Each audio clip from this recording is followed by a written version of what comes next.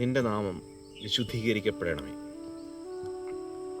കർത്താവ് പഠിപ്പിച്ച പ്രാർത്ഥനയിൽ അഭിസംബോധനയ്ക്ക് ശേഷം ആദ്യം മുൻപോട്ട് വയ്ക്കുന്ന ആവശ്യം നിന്റെ നാമം വിശുദ്ധീകരിക്കപ്പെടണമേ.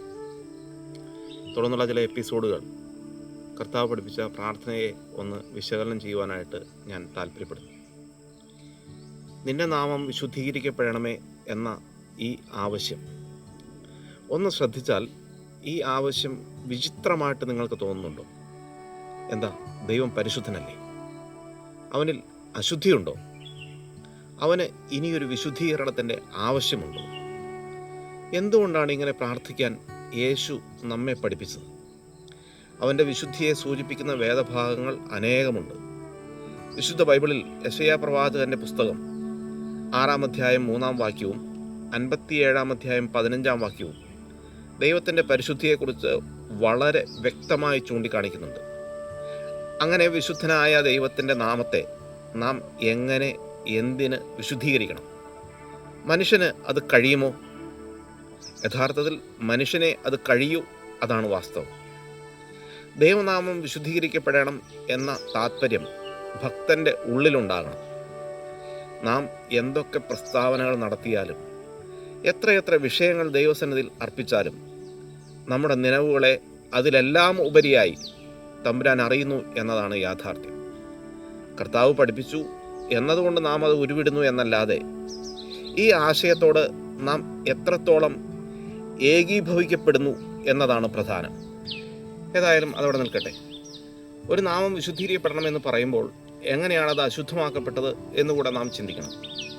യെഹെസ്കേൽ പ്രവാചകന്റെ പുസ്തകം 36-ാം അധ്യായം 23-ാം വാക്യം, ജാതികളുടെ ഇടയിൽ നിങ്ങൾ അശുദ്ധമാക്കിയതായി അവരുടെ ഇടയിൽ അശുദ്ധമായി പോയിരിക്കുന്ന എൻ്റെ നാമത്തെ. ഇങ്ങനെയാണ് ആ വാക്യം മുൻപോട്ട് പോകുന്നത്. ഇതേ അധ്യായം 17-ാം വാക്യം നമ്മോട് പറയുന്നു, ഇസ്രായേൽ ജനം തങ്ങളുടെ നടപ്പുകൊണ്ടും പ്രവൃത്തി കൊണ്ടും തൻ്റെ നാമത്തെ മലിനമാക്കി. വിശ്വാസി എന്ന് വിളിക്കപ്പെടുന്നവൻ്റെ കാഴ്ചപ്പാടുകളും പ്രവൃത്തികളുമാണ് ദൈവനാമത്തെ മലിനമാക്കുന്നത്. നാം പ്രാർത്ഥിക്കുവാൻ തുടങ്ങുമ്പോൾ ആദ്യം തന്നെ നാം ചെയ്യേണ്ടത് ദൈവവചനം എന്ന കണ്ണാടി നമുക്ക് നേരെ പിടിക്കുക എന്നതാണ്. ദൈവത്തെ ഈ ലോകം എങ്ങനെയാണ് തിരിച്ചറിയുന്നത്? എങ്ങനെയാണ് തിരിച്ചറിയപ്പെടേണ്ടത്? ഒരു വലിയ ജനക്കൂട്ടത്തെ ഒന്നിച്ച് സ്വാധീനിക്കുവാൻ കഴിയുന്ന സൂപ്പർ നാച്ചുറലായ സംഭവങ്ങൾ കൊണ്ടോ അധികാര പ്രയോഗം കൊണ്ടോ ആണെന്ന് നിങ്ങൾ കരുതുന്നു? ഒരിക്കലുമല്ല. തൻ്റെ നാമം വിളിക്കപ്പെട്ടവർ ഈ ഭൂമിയിൽ അവർ അനുവർത്തിക്കുന്ന ജീവിത മാതൃകകൾ കണ്ടു തന്നെയാകണം. എന്നാൽ നമ്മുടെ അവകാശവാദങ്ങളും പ്രവൃത്തികളും അത് പൊരുത്തപ്പെടുന്നുണ്ടോ? പിന്നെ എങ്ങനെയാണ് ദൈവനാമം വിശുദ്ധീകരിക്കപ്പെടുക? മഹാത്മാഗാന്ധി തൻ്റെ സത്യാന്വേഷണ പരീക്ഷണങ്ങൾ എന്ന പുസ്തകത്തിൽ പറഞ്ഞിരിക്കുന്നത്, ബ്രിട്ടീഷുകാർ ഇന്ത്യ കീഴടക്കുന്നതിന് മുൻപ് ക്രിസ്തു ഇന്ത്യ കീഴടക്കുമായിരുന്നു എന്ന്. എന്നാൽ അതിന് തടസ്സം നിന്നത് ഇവിടുത്തെ ക്രിസ്ത്യാനികൾ തന്നെയാണ് എന്നുമായിരുന്നു.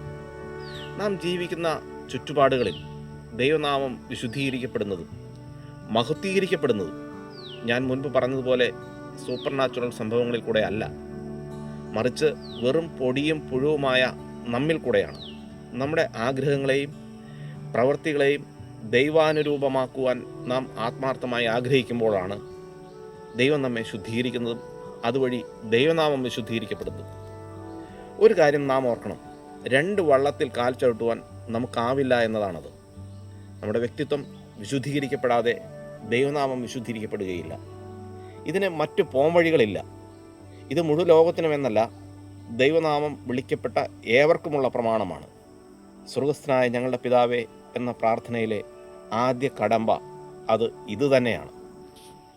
ഈ ലോകം നമ്മിൽ കൂടെയാണ് ക്രിസ്തുവിനെ തിരിച്ചറിയേണ്ടത്. അതിന് നാം ശുദ്ധീകരിക്കപ്പെടണം. നാം ശുദ്ധീകരിക്കപ്പെടണമെങ്കിൽ നമ്മുടെ കാഴ്ചപ്പാടുകൾ മാറണം.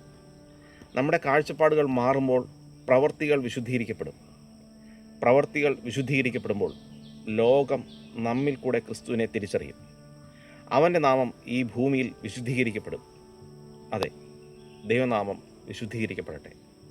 മറ്റൊരു വിഷയവുമായി വീണ്ടും കാണാം എന്ന പ്രതീക്ഷയോടെ ക്രിസ്തുവിൽ നിങ്ങളുടെ സഹോദരൻ സുവിശേഷകൻ ജോയി EV.